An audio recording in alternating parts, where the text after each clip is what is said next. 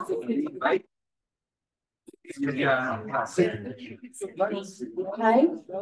Hi everyone, good morning. We are going to take 5 more minutes to some more chairs. Thank you.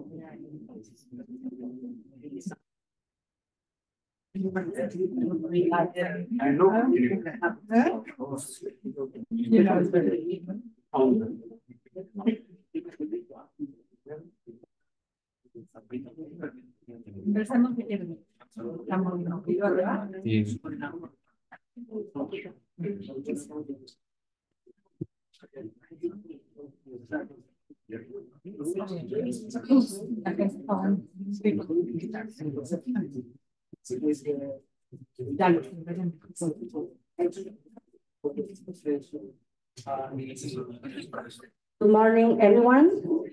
I would like to extend a warm welcome to all our guests, ladies, gentlemen, government and university authorities, academics, students, and friends. It is our honor to welcome you to the University of Chile and to the Institute of International Studies, the IEI.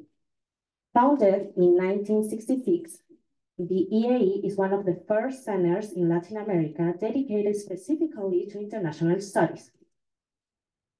As an autonomous educational and research center, the Institute focuses on the political, legal, economic, and historical aspects of international relations.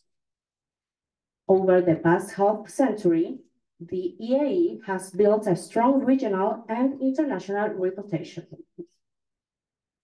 The Institute has significantly contributed to the academic community through its research and publications, including the Estudios Internacionales Journal, the Latin American Journal of Trade Policy, and the Latin American Journal of Asian Studies.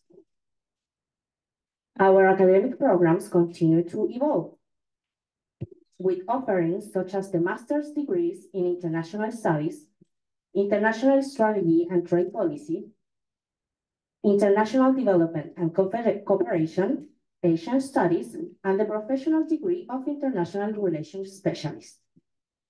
Next year, we will launch our PhD in international studies, marking a new chapter in our commitment to excellence in education and research. We are delighted to have you here today as we continue our tradition of fostering dialogue and understanding in the field of international relations. To officially start this important event, I have the pleasure to invite the director of the Institute of International Studies, Dr. Dorotea Lopez Giral, to deliver the welcoming speech. Please join me in welcoming her to the podium.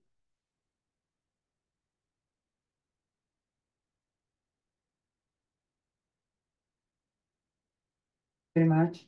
Dear Secretary General of the ASEAN, Dr. Kao Kim Hourn, His Excellency Mario Artaz, Ambassador of Chile in Indonesia, His Excellency Pablo Arriaran, Ambassador, Chief of Staff of the Rector's Office, Mr. Simon Boric, Her Excellency Ms. Celeste Binson Balatobat, Ambassador of the Philippines, Deputy Director of the International Studies Institute, Director of the Graduate School of the Institute, all our dear ambassadors, our community, the diplomatic corps accredited, our government and university authorities, academics, students above all, welcome, you are really welcome, and our dear friends and professors. For the University of Chile, it is a great honor to welcome the Secretary General of the Association of the Southeast Asian Nations, especially on this very significant date where we celebrate Asian-Chile 5th anniversary of development partnership and the 50th anniversary of your organization. This visit is a celebration of our shared commitment to education, cultural exchange, and collaboration. It is a privilege to have Dr. Hourn here, not just as an authority, but also as a highly respected scholar, with numerous publications and academic work. Most importantly, we appreciate his dedication to inclusivity and the significant role that the education plays in fostering it, a value that we from the University of Chile share. The relationship between ASEAN and Chile has evolved significantly over the years, since 1996 as a dialogue partnership establishing formal diplomatic relations that emphasize the potential for collaboration across various sectors and South-South cooperation. This partnership has been marked by regular dialogue and participation in ASEAN-led forums, helping to foster mutual understanding and respect. As both regions continue to expand their collaborations, they not only strengthen their individual economies and societies, but also contribute to a more connected world. As we embrace globalization in an increasingly interconnected world, our institutions of higher learning, many of them present, and I thank them to be here with us, play a critical role in fostering understanding and partnership across borders. The Asian region, with its rich tapestry of cultures, languages, and ideas, offers great perspectives that enrich our academic environments. Today's visit provides us with a unique opportunity to learn from the experiences and insights of Asian leaders and to explore avenues for meaningful cooperation. We really think that one of the first countries that you come and the first visit to Latin America is to Chile and to the University of Chile, sincerely. The Institute has a long-standing tradition of academic excellence and innovation. We take pride in our diverse community, which reflects a multitude of backgrounds and disciplines. Our commitment is to increase critical thinking and to prepare global citizens. In this sense, we are proud to tell you that since the beginning of this year, we have established a master's program on Asia and a journal of Asian studies, where we hope all of you can send us publications soon. Our next step will be to enhance our understanding of the South Asian through increased collaboration with Asian universities and research institutes. We decided this, Chile will be in your getting together centers next year, not this year, but next year. We are particularly excited about the opportunity to engage with your organization on key issues impacting our respective regions, including sustainable development, economic cooperation, and cultural exchange. I would like to take this opportunity to express my gratitude for the support that the Ministry of Foreign Affairs gave us to have you here, and each of the ambassadors of the Asian and other ASEAN countries that have provided in our ambitious goal, and of course to our mutual and dear friend, Ambassador Atasa, that is here. As we welcome you today, Your Excellency, we look forward to hearing your insights and perspective on the role of education in enhancing ties among nations. We hope this visit will mark the beginning of a bright future relationship between the University of Chile and ASEAN countries, one that inspires future generations. We extend our warmest welcome, and I anticipate a day filled with inspiring discussions and fruitful exchanges. Thank you very much, and thanks all to be here with us.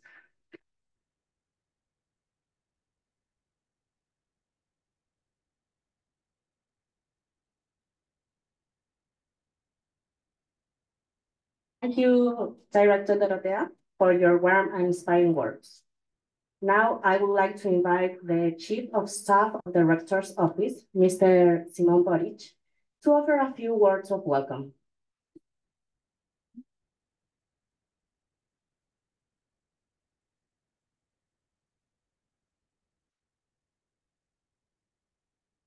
Thank you very much. I make mine the vocatives that our director just said. Dear Dr. Kao Kim, dear director, dear friends, dear academics, students, ambassadors from Chile in other countries and from other countries in Chile. It's a honor and a pleasure to have you again here at the University of Chile and in our great Institute of International Studies. Well, it's a great honor and privilege to welcome to the Institute of International Studies of our university on this special occasion, where we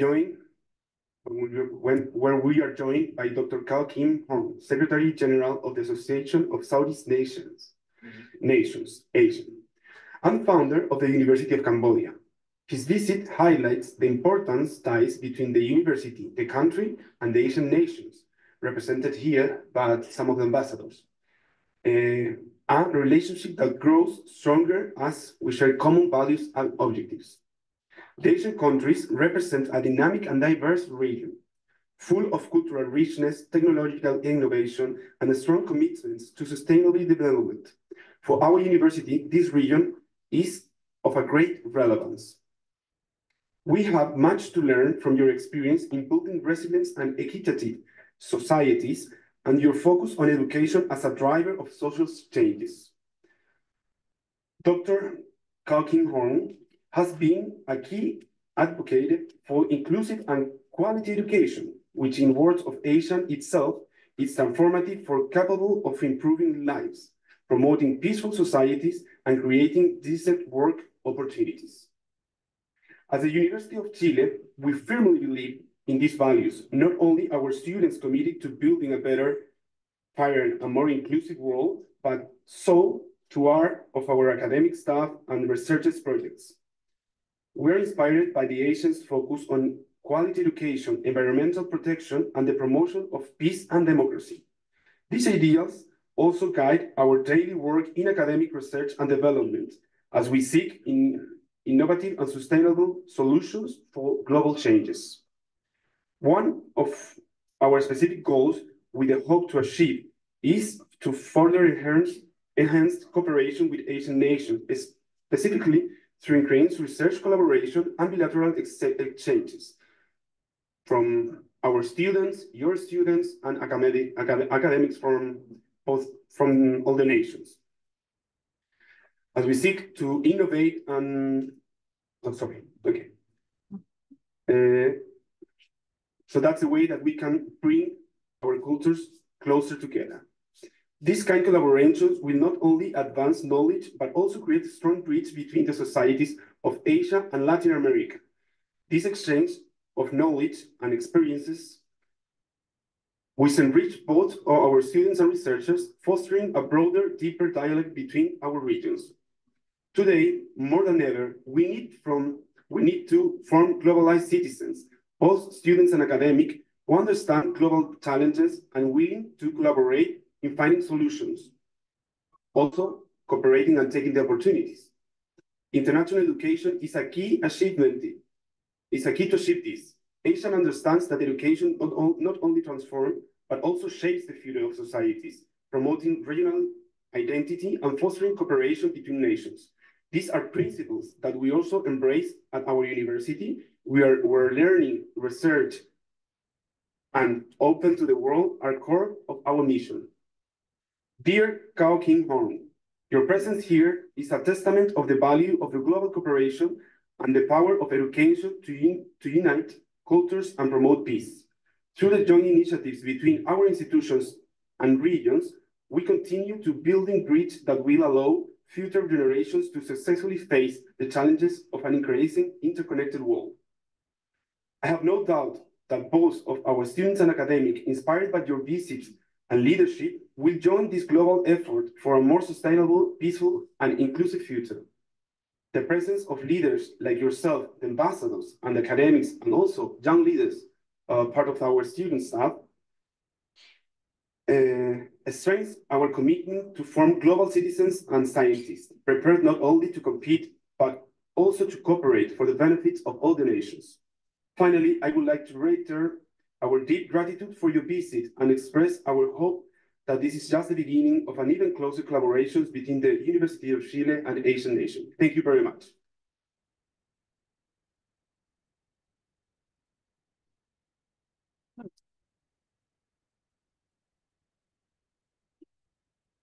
Thank you very much, Mr. Simon Boric, for your kind words. We truly appreciate your presence here today.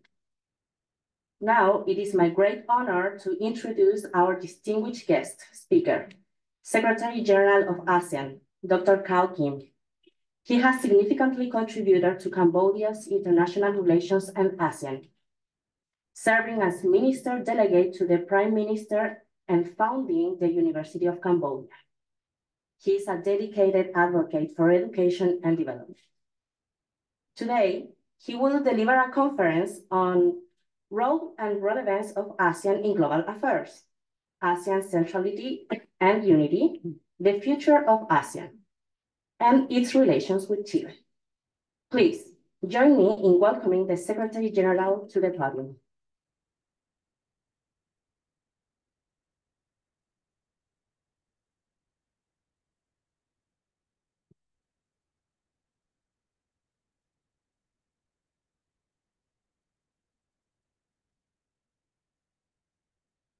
I start by observing all the protocols. I'm always honored to be back at university, and I'm very much humbled to be here this morning. But first of all, let me put on record my sincere gratitude to the University of Chile, the leadership, the management, the student body, for inviting me here to be here on this great campus. I have so much respect and admiration for university because this is where we produce the bright minds, the intellectuals, the educators, researchers, and many more to the society and to the world. I want to greet, of course, the president of the University of Chile, President Rosa David, the Director of Institute of International Studies, Professor Dorothy Lopez, the Subdirector of the International Studies Institute, Ricardo Gambo, Ambassador Carlos Okun, Excellency Ambassadors, distinguished guests, ladies and gentlemen, friends, students. I'm delighted to share with you on a very important topic here. Basically, it's the role and relevance of ASEAN in global affairs today. And of course, when I talk about this, we'll raise the issue of ASEAN centrality, and unity, as well as look at the future of ASEAN in the region, particularly just only in Southeast Asia, but in the broader Asia Pacific and the world. And I will come back more to the end, focus on ASEAN-Chile relations, cooperation, and partnership. How we move from here, because we are celebrating the 5th anniversary of ASEAN-Chile development partnership. The ASEAN region and Chile are certainly separated by more than 15,000 kilometers away from each other with different time zones. And it takes at least 24 hours to travel on either side by air and of course spanning across several time zones. Yet despite this very vast distance, it's fascinating to see how much ASEAN countries in Chile have been able to work together and of course to build common grounds and pursuing our common aspirations and interests.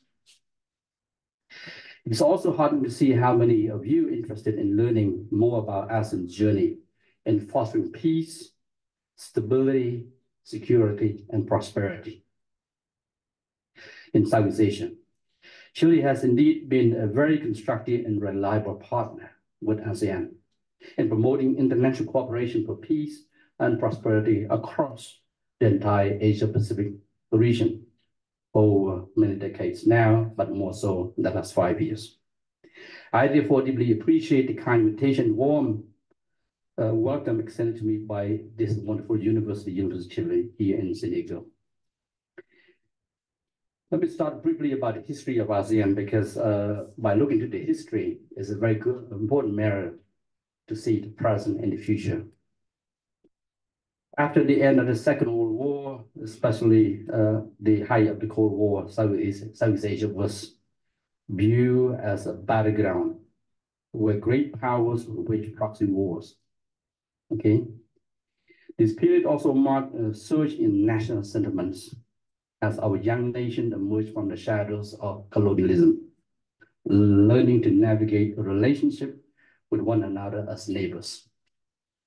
Compounded by issue of race and religion, this volatile environment led some observers to even label Southeast Asia as the Balkans of the Orient. So basically,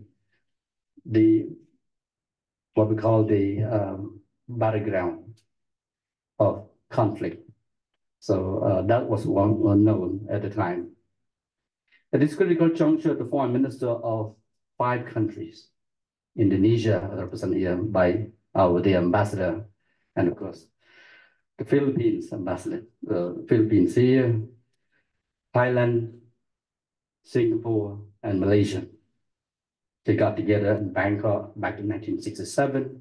They agreed to establish the Association of Southeast Asian Nations, or what we call ASEAN, with a view to turning Southeast Asia from a region of strife, conflict, poverty into a region of peace and development.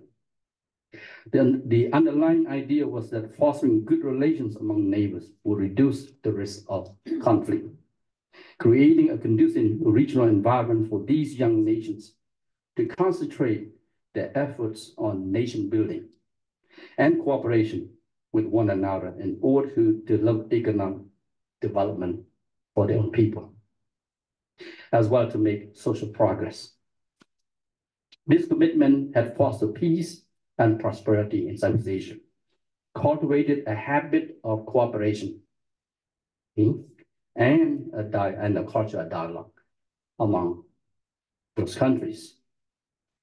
At the same time, elevating multilateralism as cornerstone of the regional architecture in order to address shared interests and shared concerns. Over the following decades, ASEAN expanded rapidly, particularly after the end of the Cold War. But of course, the first round expansion was with the inclusion of Jerusalem back in 1984. And then the second round of expansion in 1997, and then I should say 1995 with the admission of Vietnam, and a third expansion in 1997 with the inclusion of Laos, PDR, and Myanmar, and fourth round in 1999, the admission of Cambodia as a 10th member of ASEAN. Of course, in terms of geography of Southeast Asia, we should have 11 countries, and that is the inclusion of Timor-Leste, which at the moment we are embarking on preparing Timor-Leste to become the 11th member. And that would realize the aspiration and the goal of the founding fathers of ASEAN to include all countries in Southeast Asia under the ASEAN roof. Ladies and gentlemen, as the Cold War receded into the history, ASEAN recognized that it would need to reinvigorate its role and relevance over the entire region of Southeast Asia, and to become basically not a battleground of major power competition, but how we can work together. Thus, in this period, we witnessed the emergence of multilateral mechanism. And here we're talking about the work at 3 levels. One, the establishment of the ASEAN mechanism to work among the 10 countries. And then we have the ASEAN-led mechanism that was established working with our partners, okay, across the entire region, but of course from around the world. And the third level is to work with other partners that go beyond our region. ASEAN, of course, essentially center its role on becoming the center of regional affairs and diplomacy. And by becoming what we call the convener of the convening power convening, meaning to be able to invite countries to meetings and to work together, and more, of course, to promote cooperation, to promote trade, investment, practically the economic cooperation, and as well as political security cooperation, social cooperation as well. So this concept of ASEAN centrality, which has emerged, basically having ASEAN being in the driver's seat, which meant to ensure that ASEAN plays a proactive role as a convener, the agenda setter, and the primary driving force for regional cooperation, as well as in relation with external partners, both individually through the ASEAN +1 framework, as well as through the multilateral mechanisms that ASEAN has been able to create over the years, particularly such as the ASEAN Regional Forum. We have 27 member states, the ASEAN +3, 13 countries, 10 from ASEAN, and the +3 country of China, Japan, and Korea, and the East Asia Summit, and that is 18 countries, 10 from ASEAN, plus China, Japan, Korea, Australia, New Zealand, United States, and Russia at the leaders level, as well as the ASEAN Defense Ministers Meeting Plus, focus entirely on the defense cooperation. But many established mechanisms have been put in place. We can see that there have been overwhelming approach to understand the role and purpose of each of them. I think it's very easy. If you look at the whole picture, meaning it's like jigsaw puzzle, with where each piece, uniquely in its form and function, are able to link together to form one complete landscape, whether it's a political security landscape or economic landscape or social cultural landscape. And of course, through this is that within this we have the regional architecture.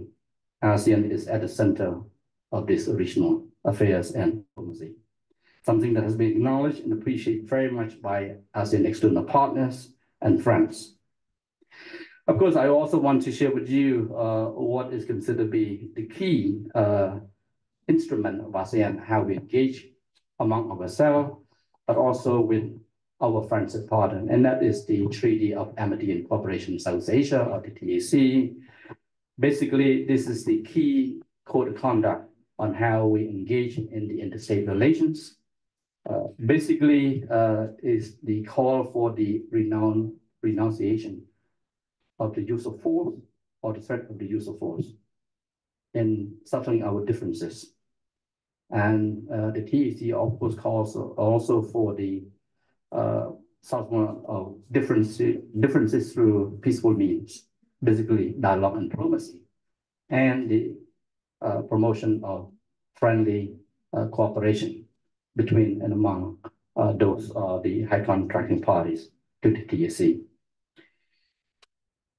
As the saying goes, that good fences make good neighbors, and that's what the TAC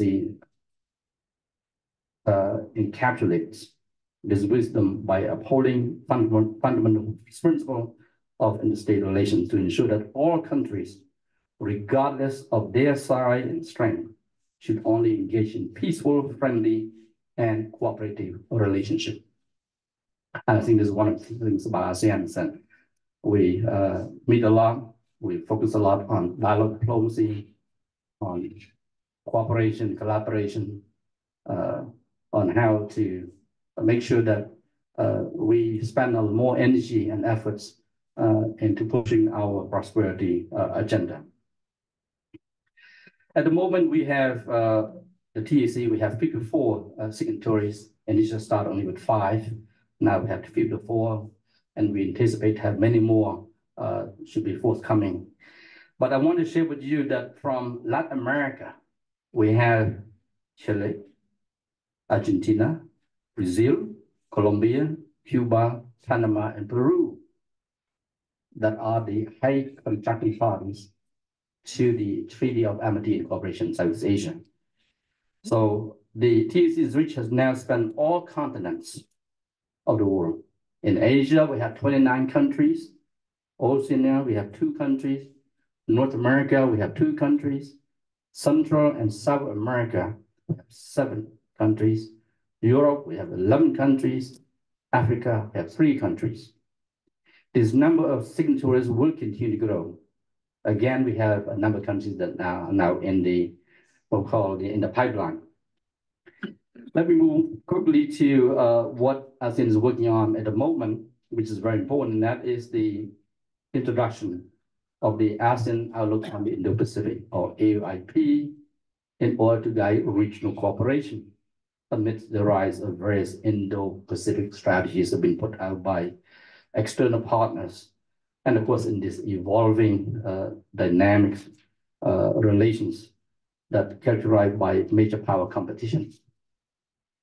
Adopted back in 2019, the AOIP reaffirms our core principles and commitments of respect for national sovereignty, political independence, international law, and an open, inclusive, and rule-based regional architecture. It presents a positive and proactive agenda focused on practical areas of cooperation, particularly in the key 4 priorities, and that is maritime cooperation, because ASEAN is a maritime community. Connectivity, sustainable development goals, economic collaboration, among others. The AOIP has since become a crucial framework of cooperation for external partnership with ASEAN, as well as in developing cooperation programs and projects that can be carried out to promote mutual interests between our partners and ASEAN. The recognition and implementation of the AOIP has gained significant momentum over the years, as evidenced by the increasing interest by many partners and friends and undertaking specific projects under this framework. So here again, this is a very important cooperation, because ASEAN, rather than just talk, we want to focus on concrete, pragmatic areas of cooperation. Let me shift a little bit to the ASEAN potential and the future trajectory. So today, ASEAN just celebrated 57 years of establishment, and since our journey launched back in 1967, ASEAN now is a region with a population of 671 million, only ranking 3rd behind India and China. But you can imagine in that region, in our region, we have India. India is also ASEAN's neighbor, as defined by geography, land and maritime, west of ASEAN. And then to the north, we have another strong neighbor, big neighbor, and it's China, defined by land and maritime borders also. And of course, we also have Japan, a very important economic powerhouse there, and Republic of Korea. So I mentioned all this because 671 million as a single market and production base is something very attractive to a number of international investors and businesses that they like to come to the region. Of course, also with a combined GDP of $3.8 trillion US. ASEAN is the 5th largest economy in the world today, and is poised to become the 4th largest by 2030. Collectively, ASEAN stands as the 4th largest trading partner, or what we call 4th largest trading player in the global economy, with a total trade volume of $3.8 trillion, representing 7.8% of global trade. ASEAN continues to preserve its position as the preferred destination for global investment. And I just want to share with you, in 2023, we attracted a total of $228.9 billion of foreign direct investment, the highest among developing countries. But of course, we also face significant challenges. I mean, I don't want to talk about all the rosy pictures, to give you some a sense of reality as well. At the moment, of course, the challenges that we face, including systemic shifts in global geopolitics and geoeconomics, which are driving deeper fragmentation and polarization within the international system.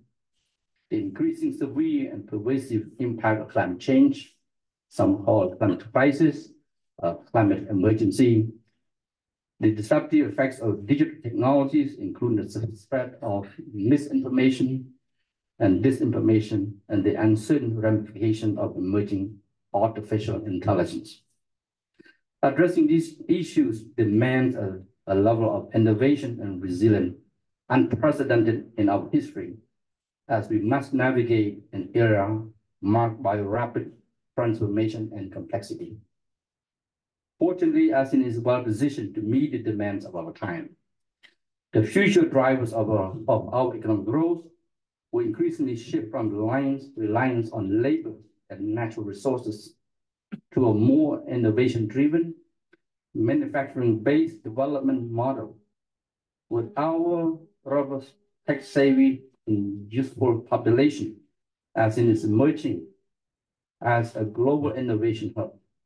Over 60% of ASEAN's population today is under the age of 35, providing a significant demographic advantage that fuels a thriving startup ecosystem in the region. Consequently, the digital economy will become a key driver of prosperity and growth for ASEAN. And that's where we are launching the ASEAN Digital Economy Framework Agreement. Negotiations started last year during Indonesian Chairmanship. We expect to conclude this Digital Economy Framework Agreement by next year during Malaysian Chairmanship. And we expect that our digital economy today is about $300 billion to go up to 1 trillion. And then if we maximize the digital economy, will double to $2 trillion. ASEAN is also advancing regional efforts to improve the well-being of our peoples in the fields of environment protection, biodiversity conservation, climate change mitigation and adaptation, working towards transition to green and clean energy for a low carbon future. Looking further, ASEAN is developing the ASEAN Community Vision 2045, which will serve as our strategic compass in the next 2 decades.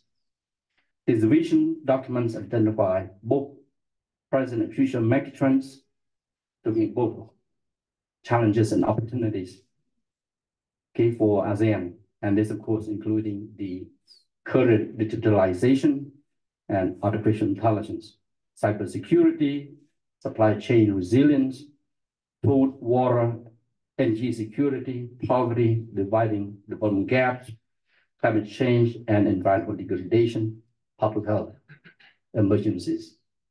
These are all the challenges that we have been able to identify that ASEAN must address these challenges seriously from present into the future. The ASEAN Community Vision 2045 underscores that these megatrends also present inherent opportunities for regional and international cooperation, which can be leveraged from ASEAN-led mechanisms and initiatives. What this means is that ASEAN will continue to engage with our partners and friends through the implementation of the AOIP and the regular convening of the various ASEAN-led mechanisms. And I believe that there's a lot of commitment there, particularly as we work with our partners. Today, we have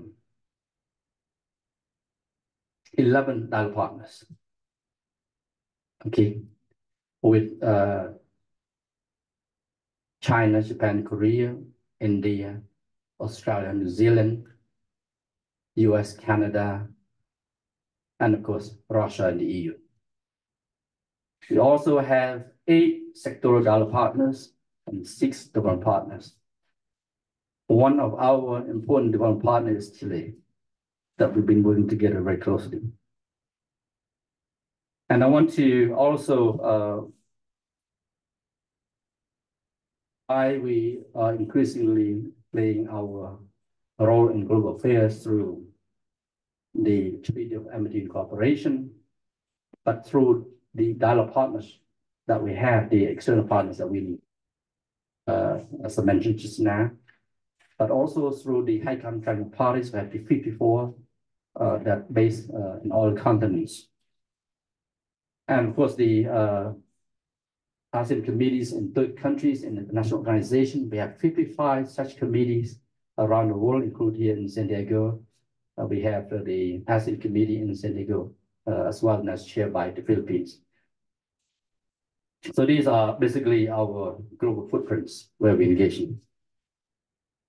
As you see, ladies and gentlemen, let me come back to the core interest of our talk, and that is ASEAN and Chile. At this juncture, I would like to highlight the potential for Chile to advance its growing cooperation with ASEAN. To recall, Chile acceded to the TEC back in 2016 and became an ASEAN dialogue partner, the one partner in 2019, thus making Chile the first Latin American country to become a formal partner of ASEAN. As a strong advocate of free trade agreements, Chile has indicated its interest to join the Regional Comprehensive Economic Partnership, or RCEP, which was built upon existing FTAs between ASEAN and 6 of its partners. As the world's largest free trade area in terms of combined gross domestic product, GDP, and market size, the RCEP would have to propel our economies to new heights by further lowering trade barriers and improve market access for goods and services.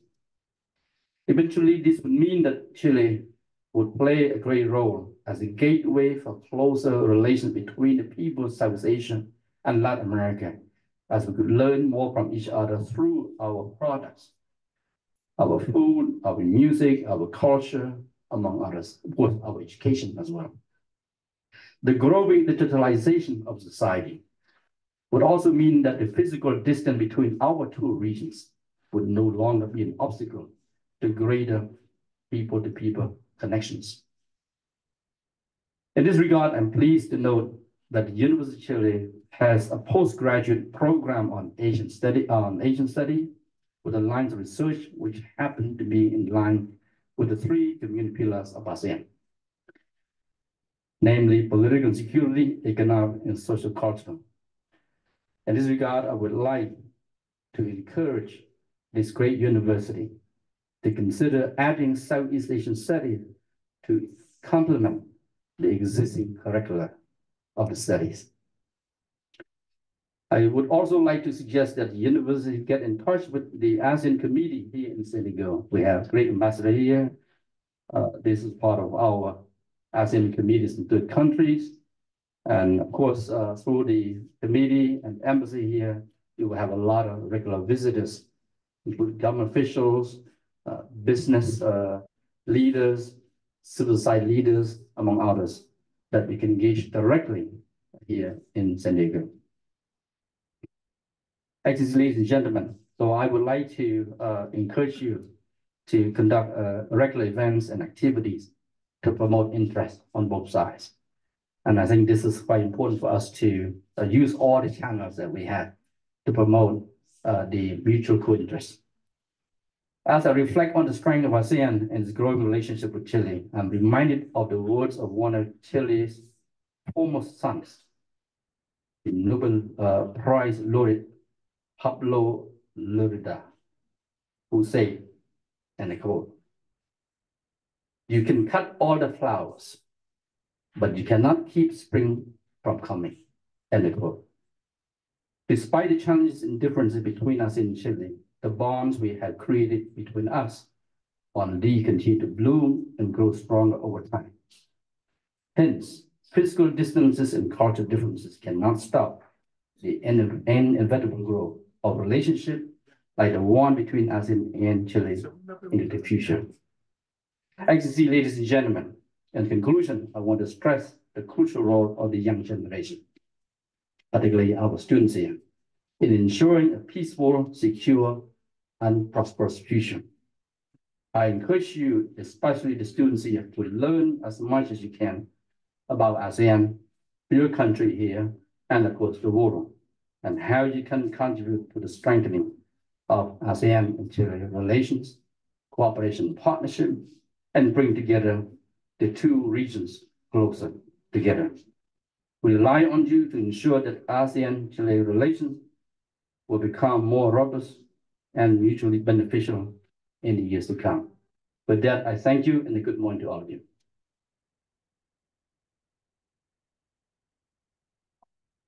For your insightful and thought-provoking presentation.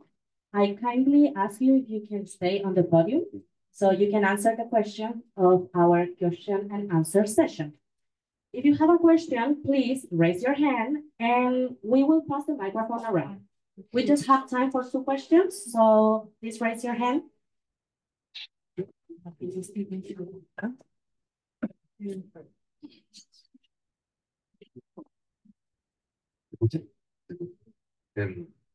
I want to thank the Secretary General for honoring us with your presence at our institute.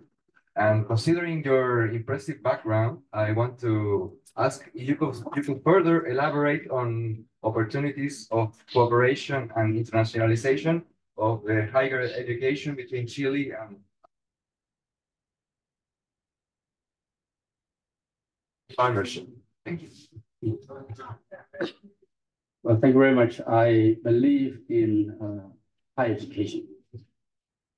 This is where you can do great creativity, innovation, research and development.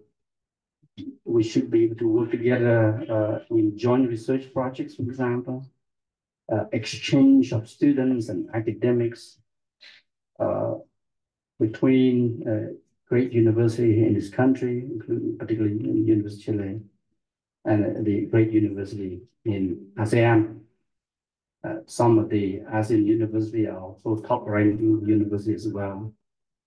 The demand for higher education will continue to grow, but not less. And I believe what's important is that we have to exchange our experiences and best practice, how to make higher education, learning, research, training, to remain absolutely relevant to the younger generation. I think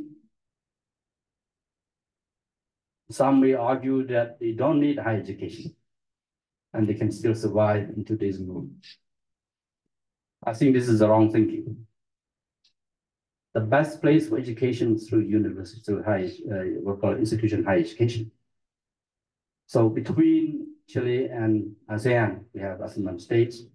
You have the great university, for example, University of the Philippines, University of Indonesia, the National University of Singapore. There's many top universities in the region. So I would say, why not encourage our young people to explore, to travel, to learn, and to, of course, expand your horizon. There is, I believe there is limitless opportunities out there. And do not expect that in your lifetime, you will only having one job, but probably many, many jobs. So I think the best thing is to have a very strong background, very strong foundation of education, the ability to read. I always joke about this, that first we learn how to read, and then you read to learn to read, you see. The first part of your life, you read to learn, but basically you learn to read. And later on, you read to learn. So I think this is very important. So I would say, because we have diverse culture. Yesterday, I had the opportunity to visit one of the great museums here in Chile. And I was surprised that this small museum was able to capture so much of the history, the culture, the civilization of this society. I was able to look at some of the photography back into more than 100 as a window to look at the past of this great people. Very resilient, the Chilean people here.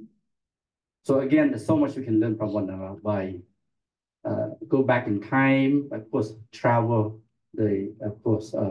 more than 10,000 kilometers.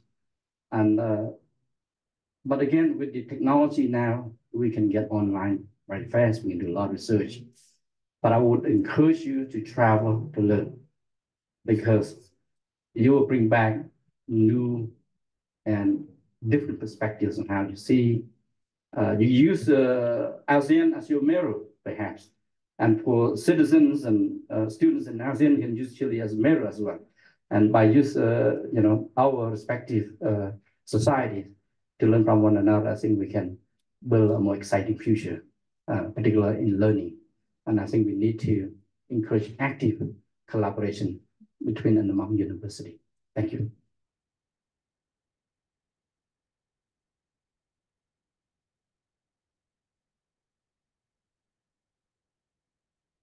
Dr. Kao,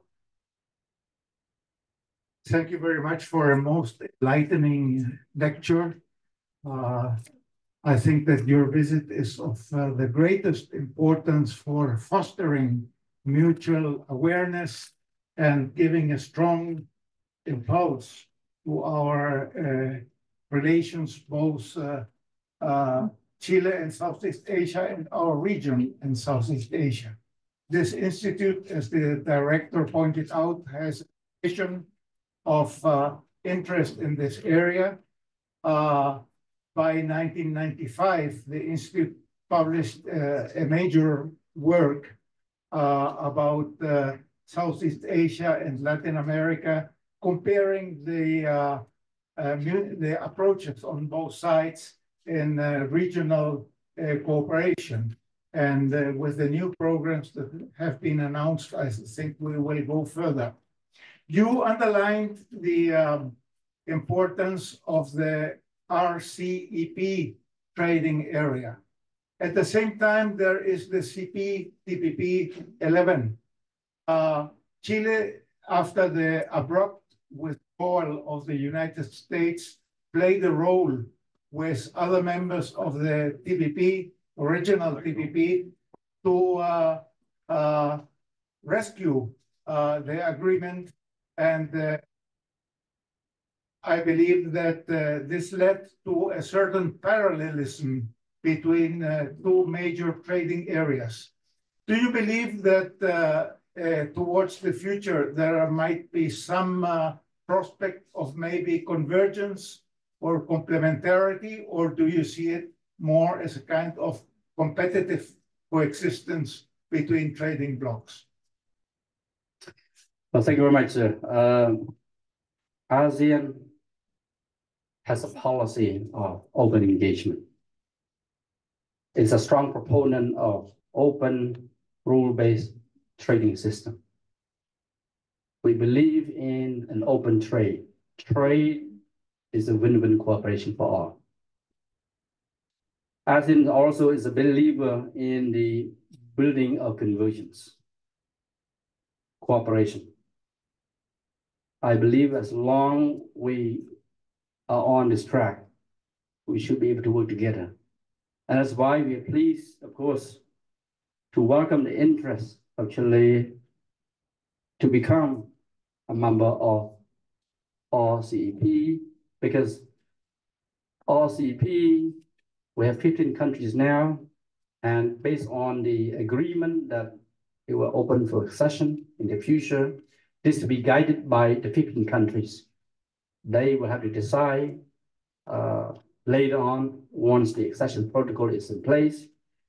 So I think the approach that Chile has been taken, I think is a very strategic move to make sure that Chile has a strong trading policy, meaning engaging you continue to export. I think it's a very basic economic fundamental, right? In every country, you look forward to export more, increase your export, because export creates jobs, right? Import loses jobs. This is the classic thinking. But of course, I think at the end of the day, we have to look at how we can win from by working together through trade, investment, tourism, connectivity. These are the four things that I have always advocating for ASEAN, that we need to continue to prioritize these areas. Now, of course, your question, of course, very much relevant. That I believe that there are a lot of similarities, a lot of thinkings that as long trade is fair, as long trade is rule-based and open and inclusive, then I think we all should be able to welcome those who are able to join. Having said that, I think before the end of it, I want to take this opportunity to express my sincere gratitude to, first to the Ministry of Foreign Affairs, Chile, and of course to this Institute of International Study. I believe the role of Institute serves both as research, training, but also as a think tank. The role of think tank is significant. for the government, for the society. Because the ability of people who in think tank is to be able to look into the future, another year, 5 years, 10 years down the road, and to be able to predict what may happen. This is something that's very constructive and useful. And I want to thank the leadership of this university and this institution very much for the opportunity to be with you this morning. And I very much look forward to stay engaged because, you know, university is a wonderful place to be. And that's why I just shared my joke earlier that for those who went to university and never got out, they are called professors. Thank you very much and a good morning.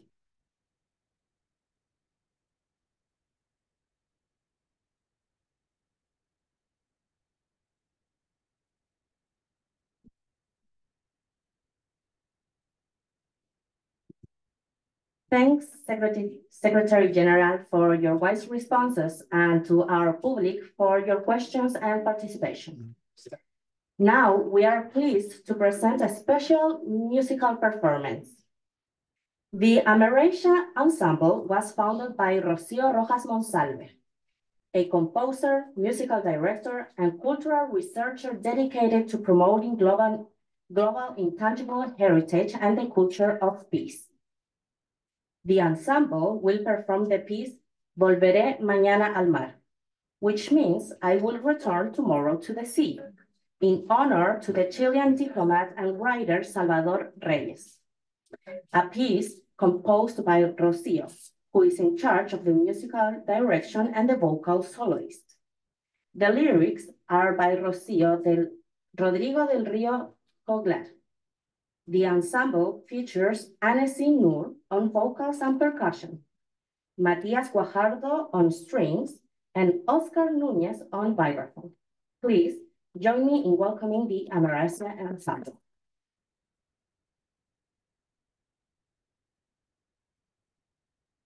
Curiosity is an ancient virtue of philosophers, scientists, dreamers, and diplomats. In 1962, the Chilean writer and diplomat Salvador Reyes was sent on an official mission to Turkey, but an almost cosmic attraction drew him further, lured him on an unforgettable journey to Southeast Asia. A relentless traveler, Reyes found a deep connection with the cities that he visited, which he described as golden realms, alive and unbounded creativity and friendship. And also, this journey inspired Crónicas del Oriente, published in 1973, 3 years after his passing in Paris, far from home. But Salvador Reyes, the poet of the sea, who liked to be called Sinbad after the legacy sailor, had one last wish. 3 years after his passing, he will be scattered in the Pacific Ocean. The piece you're about to hear, Volveré mañana al mar, I will return tomorrow to the sea, imagines Salvador Reyes once more crossing the sea, turning into the mixture of traditional Andean rhythms and Southeast Asian sounds. The vibrant descriptions of those landscapes and cities that became for him the promise, a world built upon friendship, shared dreams, and endless hospitality. Parts of the song includes Indonesian translations by Anesi Nur, allowing Reyes words to travel across the ocean once again.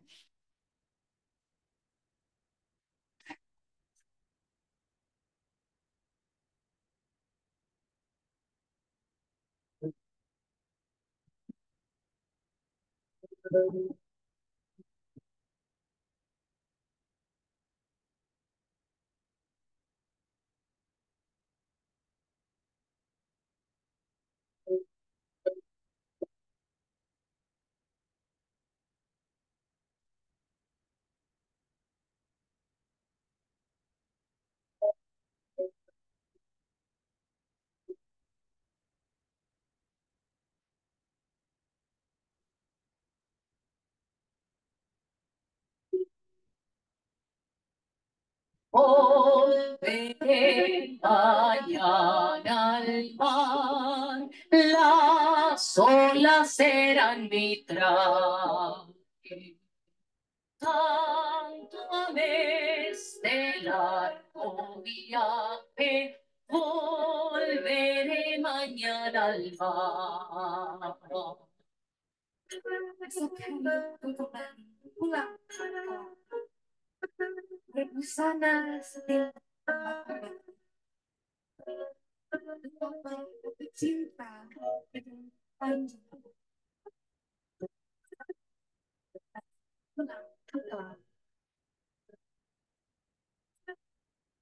Con cúpulas deseosas de luz, cielos incendiados y oros grises.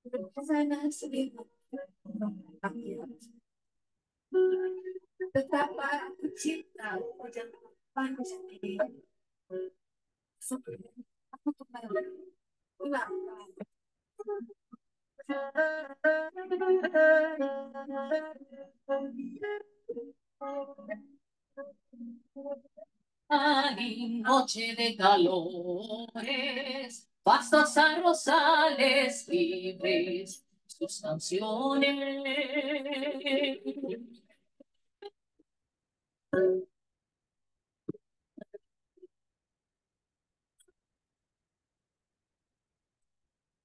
Volveré mañana al mar, tanto amé ese largo viaje.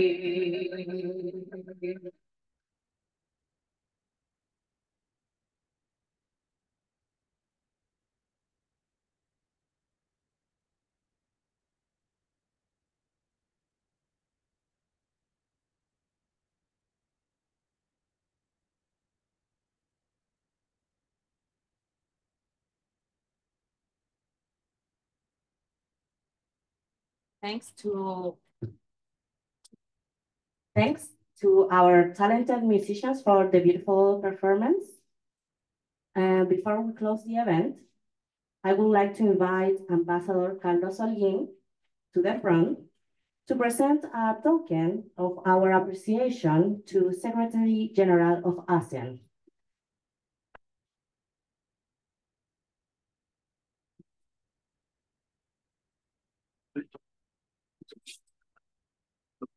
We have it back.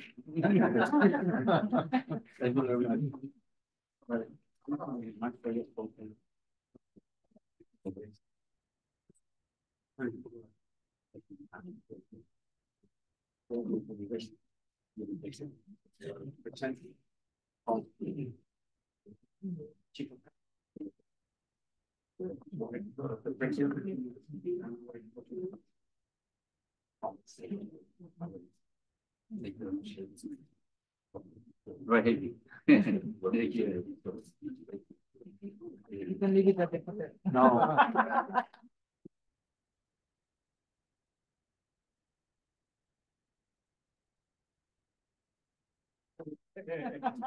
We will share it. We will share it. Thank you. Okay.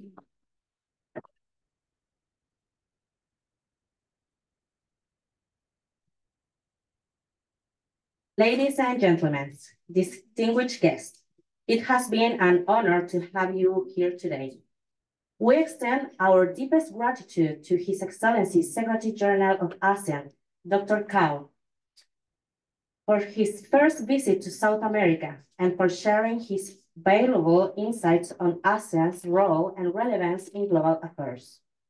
And of course, Professor Andrés Borges on the distance, head of the program of Asian Studies of this institute, for coordinating and make this all possible. Now, I kindly invite you all to stand as we perform the anthem of the University of Chile, which will be performed by the Chilean soprano Carolina Grammelstorff.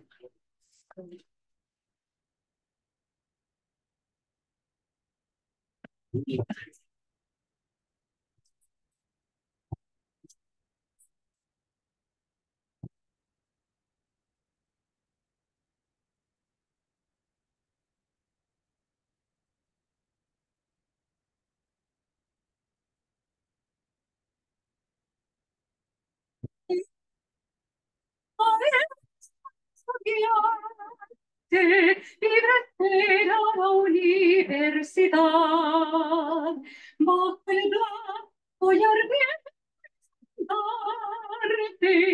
que levanta la ciencia y la paz.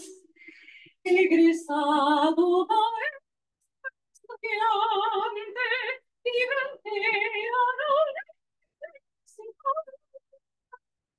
Aquel estamos solo cantamos por dos muros de piedra de sol.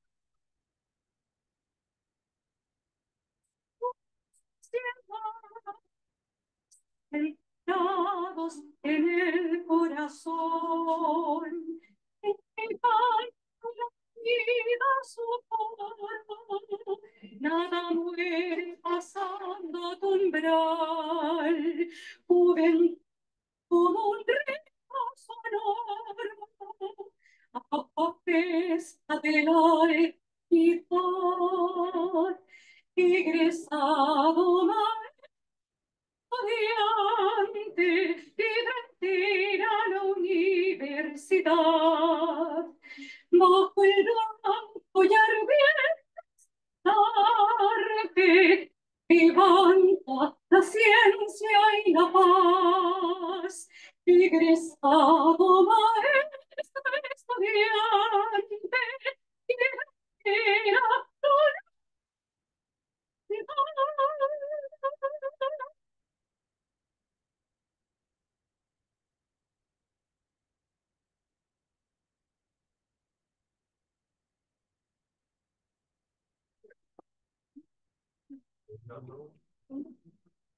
As we conclude, I would like to invite all the authorities present to join me at the front for an official photo. Thank you all once again for being part of this day. Thank you.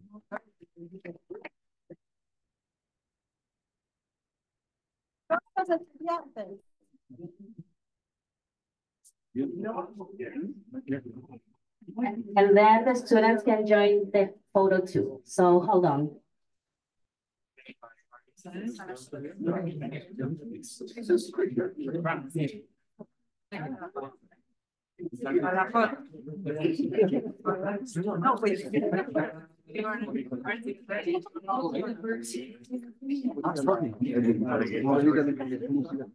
Me porté bien porque tenía más la China y yo dije mejor no presentar.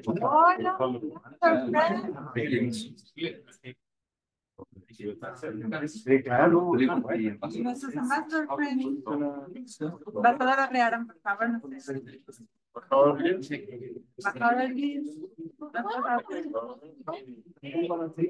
Por eso, podemos ver.